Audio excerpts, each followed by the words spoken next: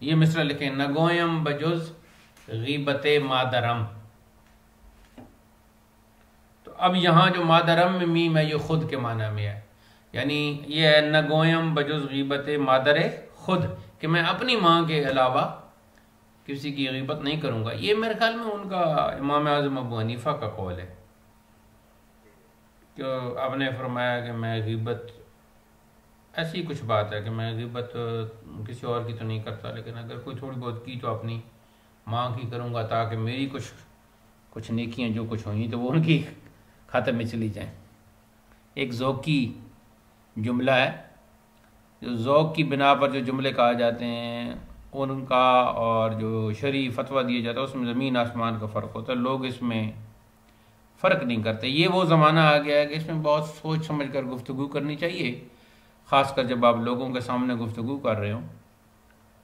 तो उसमें ये होता है कि मुतकल्लिम जो है उसको चाहिए कि मुखातबीन जो हैं वो तो वैसे भी हुक्म है कि रियायत रखो, तो उनकी बहुत ज़्यादा रियायत करनी चाहिए। क्योंकि अब देखें ना, ये बहुत सारे खुतबा जो हैं या ये हज़रात जो हैं ये इस बात को समझते नहीं। आपने मीलादुन्नबी का एक केक तैयार किया और उसमें खाकसार को और एक दो और आदमियों को, तो हमने फिर आपको कहा कि माशाअल्लाह ये तो बहुत अच्छा आपने किया। कुछ ना कुछ इंसान खाता ही है, चावल हो, हलवा हो, मिठाई हो, तो एक ही बात है, केक आ गया तो ये एक अच्छी बात है।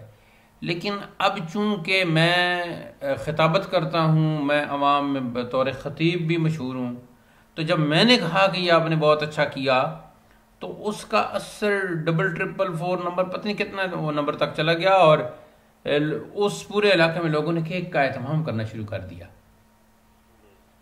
तो ये मेरी उसमें गलती है। मुझे फिर ऐसे कहना चाहिए था कि आपने ये केक का एहतमाम किया है तो ज़रूरी नहीं कि केक का एहतमाम किया जाए। जो चीज़ भी हो, जो हमारे तरीके चले आ रहे हैं वो तो इससे भी ज़्यादा मुनासिब है, लेकिन केक भी एक नई चीज़ है और लोग इसको आजकल बर्थडे के मौके पर काटते हैं, तो एक रवाज चल निकला है। तो जिनके यहाँ ये रवाज ज़्यादा हो तो उनको शायद मीलादुन्नबी का केक काटने पर भी उस तरह की खुशी महसूस होगी, क्योंकि उनका एक ज़हन बना हुआ। अब इस किस्म की आप गुफ्तगू करते हैं तो फिर तो दुरुस्त है, लेकिन आप सिर्फ उसी की उस केक पे लगे रहते हैं तो वो फिर सुनने वाले जो हैं मुखातबीन, उनका ज़हन बन जाएगा कि भाई ये आजकल फिर केक ही काटना चाहिए। अब उसमें क्या है कि जब आपने केक काटा तो वो केक का एहतमाम करने की हद तक तो कोई ख़राबी नहीं थी, लेकिन आइंदा आपने जनाब उस पर मोहम्मद, अहमद, मरहबा, या रसूल लिखना शुरू कर दिया। अच्छा, फिर उस पर आपने छुरी चलाई। छुरी तो आपने चलाई उस मटेरियल पर, लेकिन कुछ लोगों को के ज़ौक़ पर वो गिरां गुजरा। शरी तौर पर वो ऐसी कोई बात नहीं थी, लेकिन ज़ौक़ पर गिरां गुजरा कि यार तुम ये या रसूल लिख के काट रहे हो, मोहम्मद लिख के काट रहे हो, तो वो फिर वहाँ से एक खराबी पैदा हो गई। अब अच्छा, उस खराबी को दूर करने के फिर दो तरीके थे कि उसी ज़ौक़ के अंदाज में उन्हें मना किया जाए कि भाई ऐसे ना करो, ये अच्छी बात नहीं है। एक तो ये तरीका था और ये असल तरीका था, लेकिन एक दूसरा तरीका था, ये बिदअत है, हराम है, इस तरह कुछ लोगों ने कहना शुरू कर दिया। बल्कि हम तो कहते थे पहली बिदअत है, हाँ ये और बढ़ती जाए। हाँ जी। तो फिर इस तरह खराबी पैदा हो जाती है मुआशरे में।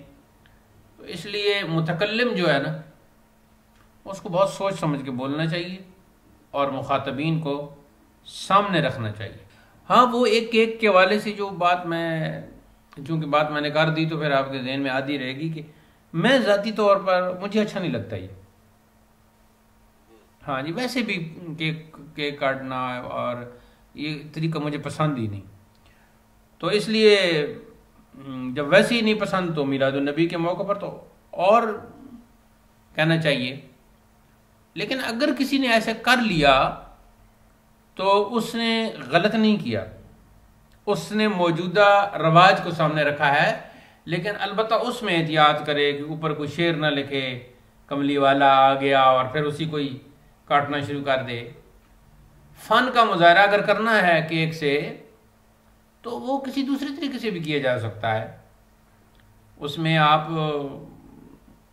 रंग डाल लें, कोई झंडे झंडियाँ या कोई फूल बना लें, हाँ गुलाब का फूल बना लें, उसका एक तस्वर कर लें कि ये खुशबू फैल रही है जी, मोहब्बत रसूल की खुशबू फैल रही है। तो इस तरह का फ़न का मुजाहरा आप केक पर कर लें। लेकिन अब एक लड़का है जी सदाम, तो उसने बर्थडे पे केक काटा तो उसने सदाम लिखा, तो आपने कहा इसने सदाम लिखा है तो हम मोहम्मद लिखेंगे, अहमद लिखेंगे मीलाद के मौके पर। ये अच्छी बात नहीं। तो अब मैंने आपको अपना ज़ाती ज़ौक़ बता दिया है कि मुझे ये कम अज़ कम ये केक काटना और ये अच्छा नहीं लगता।